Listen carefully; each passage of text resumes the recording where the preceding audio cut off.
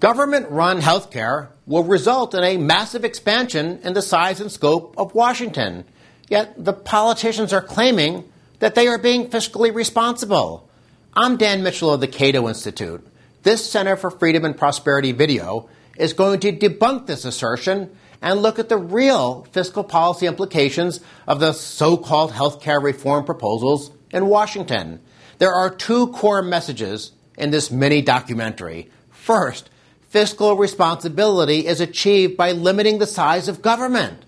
The politicians, by contrast, want us to believe that a smaller deficit is fiscal responsibility, even if it exists, only because they raise taxes even more than they increase spending. But that's sort of like a doctor trying to fix a broken left leg by breaking the right leg as well.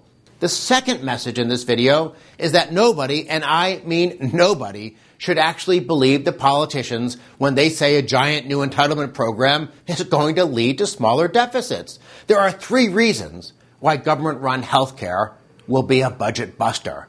One, the new subsidies and handouts will cost more than predicted.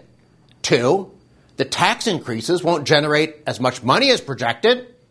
Three, the promises to control other spending, particularly Medicare, are utterly, preposterously, ridiculously untrue. Here are the basic details. First, about $1 trillion of new spending over the next 10 years. Second, higher taxes. Third, promises to reduce the growth of existing programs. When you put all these various budget projections together, they say a giant new entitlement program is going to lead to smaller deficits. This is nonsense. A huge expansion of government is the opposite of fiscal responsibility, even if the additional spending is matched by higher taxes. But what about the so-called deficit hawks, the folks who are so concerned about red ink that they might be willing to go along with higher taxes? A closer look at the proposals in Washington shows that they, especially they, should not be seduced by empty promises of lower deficits. Here are a few reasons why they should be skeptical. One, the budget estimates are far too low because they do not properly measure how people and businesses change their behavior in response to government handouts.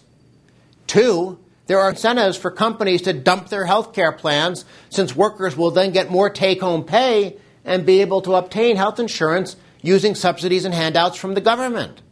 Three, the spending estimates also are far too low because they do not recognize that politicians in the future will be tempted to expand subsidies as part of routine vote-buying behavior, similar to what happened with Medicare and Medicaid.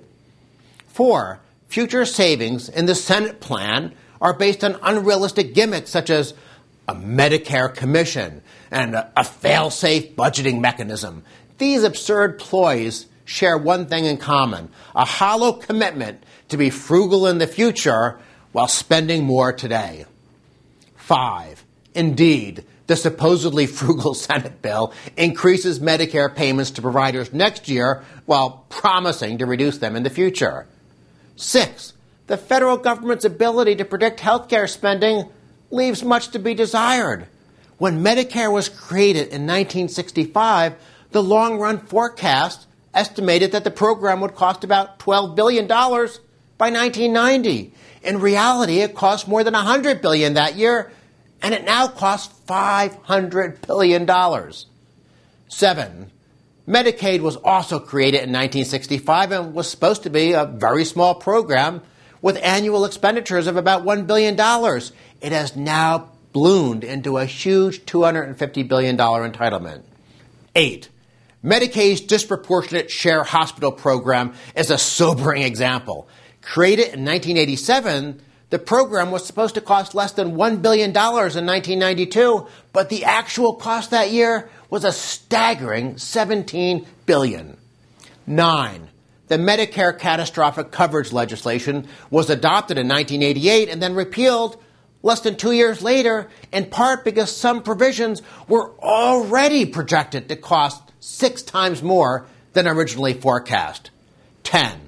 The tax provisions in the healthcare proposals will impose considerable damage on the economy without collecting much revenue. We discussed how tax increases don't raise much revenue in our video series on the Laffer curve, and this is a real-world example. 11.